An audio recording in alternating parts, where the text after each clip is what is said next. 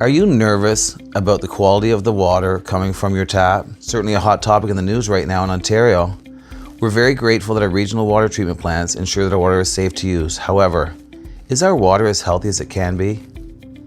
We know that water is essential for our health, and according to health professionals, we need to consume about 2 liters per day. So wouldn't you want to know exactly what's in it? Especially if we're drinking that much every single day?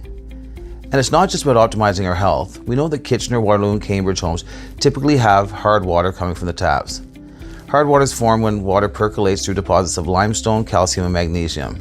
Hard water is very rough on your appliances, your plumbing, and it affects the inside of your plumbing system by creating buildup in the pipes that can decrease water pressure and lead to the formation of clogs.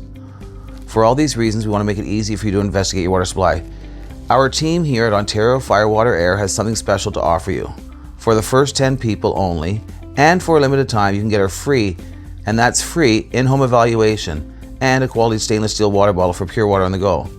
Please click the Learn More button below to book your free in-home evaluation. Thank you so much, and please let us know if you have any questions.